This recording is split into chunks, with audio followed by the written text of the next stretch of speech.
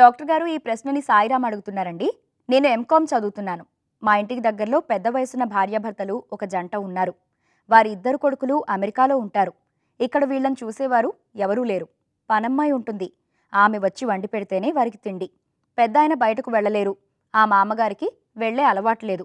దీనివలన వాళ్ళు పని మనిషి మీదే ఆధారపడి ఉంటున్నారు. తాతగారికి ఒంట్లో బాగోవటం లేదని ఆ పని మనిషి మా అమ్మతో చెప్పిందట.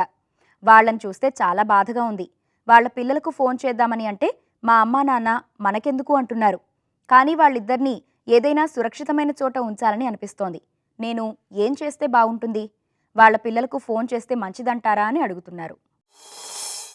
సాయిరామ్ గారు, ఈ మధ్యన చాలామంది పిల్లలు విదేశాలకు వెళ్తున్నారు, విదేశాల్లో చదువులు చదువుకుంటున్నారు, విదేశాల్లో ఉద్యోగాలు చేస్తున్నారు. వారి తల్లిదండ్రులేమో రిటైర్ అయ్యి వాళ్ళు ఇంట్లోపల రెస్ట్ తీసుకుంటున్నారు. దాంతో వృద్ధులైపోతున్నారు. వారి బాగోగులు చూడడానికి కూడా ఎవరో ఒక పని మనుషుల్ని పెట్టేసి వాళ్ళు కాలయాపన చేస్తున్నారు.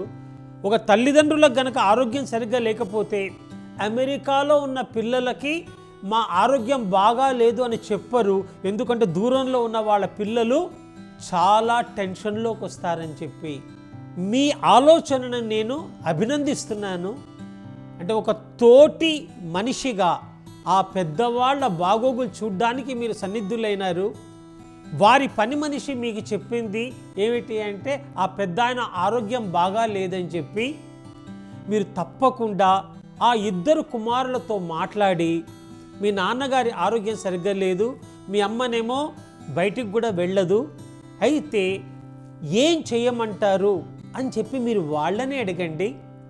వారి సూచనల ప్రకారము, అంటే మీకు మీరు ఇనిషియేటివ్ తీసుకోకండి, అంటే వారి అమెరికాలో ఉన్న వాళ్ళ పిల్లల యొక్క సూచన ప్రకారము మీరు ఏం చేయాలో అది మీరు తప్పకుండా ఆ వృద్ధులకి సహాయపడండి. మీకున్నటువంటి ఆలోచన చాలా అభినందించగలిగినది. సాయిరామ్ గారు, ఆల్ ది బెస్ట్ అండి.